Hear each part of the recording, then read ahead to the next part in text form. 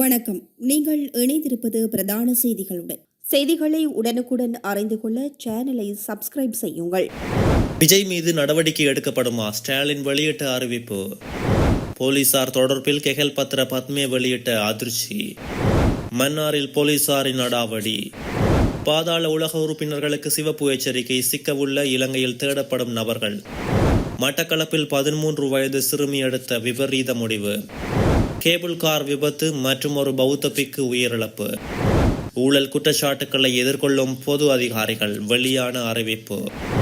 கரூர் பிரச்சார கூட்டத்தில் சிக்கி பலர் உயிரிழந்த சம்பவம் தொடர்பில் விசாரணை ஆணையம் அறிக்கை அடிப்படையில் உரிய நடவடிக்கை எடுக்கப்படும் என தமிழக முதல்வர் ஸ்டாலின் தெரிவித்துள்ளார். தமிழக வெற்றிக் கழக தலைவர் விஜய் கைது செய்யப்படுவாரா என எழுப்பப்பட்ட கேள்விக்கு பதிலளிக்கும் போதே அவர் இதனை கூறியுள்ளார். அத்தோடு இந்த விடயம் தொடர்பில் ஆராய உயர் நீதிமன்றத்தினுடைய ஓய்வு பெற்ற நீதிபதி தலைமையில் ஆணையகம் நியமிக்கப்பட்டுள்ளதாகவும் அதன் மூலம் உண்மைகள் வெளிவரும் எனவும் ஸ்டாலின் கூறியுள்ளார். ஒரு அரசியல் கட்சி கூட்டத்தில் இத்தனை பேரை இழந்த துயரமான சம்பவம் இதுவரை நடக்கவில்லை என்றும் இனிமேல் நடக்கக்கூடாது எனவும் அவர் கூறியுள்ளார். இந்த சம்பவத்தில் உயிரிழந்த ஒவ்வொரு குடும்பத்துக்கும் 10 லட்சம் ரூபாய் வழங்கப்படும் என அவர் மேலும் தெரிவித்துள்ளார். மேலும் அரசியல் நோக்கத்தோடு எதையும் சொல்ல விரும்பவில்லை. விசாரணை ஆணையம் அறிக்கை அடிப்படையில் உரிய நடவடிக்கை எடுக்கும் எனவும் ஸ்டாலின் கூறியுள்ளார்.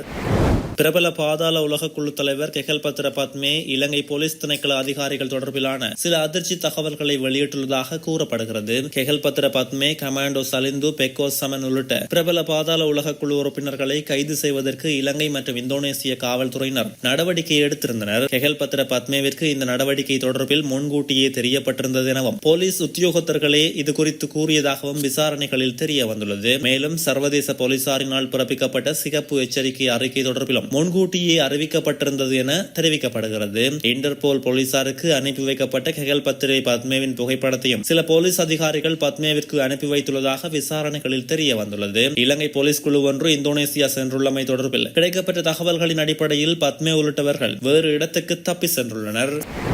மன்னாரில் நேற்றைய தினம் இரவு போலீசார் கொடூரமாக தாக்கியதில் காயமடைந்த பொதுமக்கள் மீது பல்வேறு விதமான பொய்யான வழக்குகளை தொடுத்து அவர்களை கைது செய்வதற்கான நடவடிக்கை முன்னெடுக்கப்படுவதாக தெரிவிக்கப்படுகிறது. நேற்றைய தினம் போராட்டத்தில் ஈடுபட்ட பொதுமக்களை போலீசார் கொடூரமாக தாக்கிய நிலையில் தாக்குதலுக்கு உள்ளாகி காயமடைந்த பொதுமக்கள் அவசர ஆம்புலன்ஸ் சேவை ஊடாக மன்னார் பொது வைத்தியசாலையில் அனுமதிக்கப்பட்டு சிகிச்சை பெற்று வருகின்றனர். இந்த நிலையில் போலீசார் தங்கள் மீது உள்ள குற்றத்தை மறைக்கும் விதமாக பொதுமக்கள் மீது பல்வேறு விதமான பொய்யான வழக்குகளை தொடுத்து கைது செய்வதற்கான நடவடிக்கைகளில் மும்முரமாக ஈடுபட்டுள்ளதாக பாதிக்கப்பட்ட பொதுமக்கள் தெரிவித்துள்ளனர். குறிப்பாக மன்னார் வைத்தியசாலையில் சிகிச்சை பெற்று வரும் நபர்களை கைது செய்ய நடவடிக்கை எடுத்துள்ளதோடு மேலும் போராட்டத்தில் முன்னின்று செயற்படும் சமூக செயற்பாட்டாளர்கள் சிலரை கைது செய்வதற்கான நடவடிக்கையையும் முன்னெடுத்து வருகின்றமை குறிப்பிடத்தக்கது.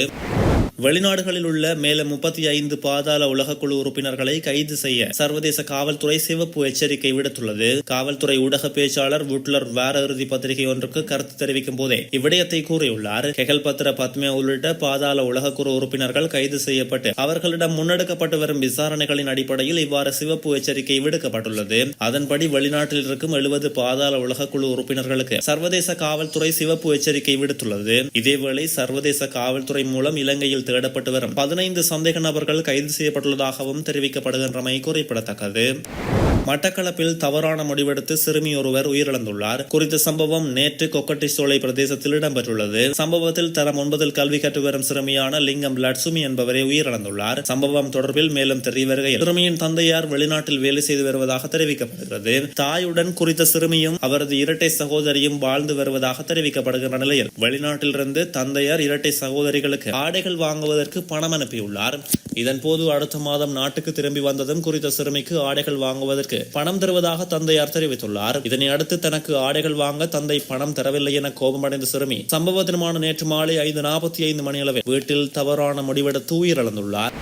குருநாகல் மெல்ஸ்ரீபுர நாவுயன ஆரண்ய சேனாசனத்தில் இடம்பெற்ற கேபிள் கார் விபத்தில் மற்றும் ஒரு பௌத்த பிக்கு உயிரிழந்துள்ளார். கடந்த 24ஆம் தேதி போக்குவரத்துக்கு பயன்படுத்தப்பட்ட கேபிள் கார் உடைந்து விழுந்த சம்பவத்தில் 7 பௌத்த பிக்குகள் உயிரிழந்தனர். இந்த விபத்தில் காயமடைந்த ஏனைய பிக்குகள் வைத்தியசாலையில் சிகிச்சைக்காக அனுமதிக்கப்பட்டிருந்த நிலையில் தீவிர சிகிச்சை பிரிவில் சிகிச்சை பெற்று வந்த 41 வயதுடைய மற்றொரு பிக்கு இன்று உயிரிழந்துள்ளதாக மருத்துவமனை தகவல்கள் தெரிவிக்கின்றது.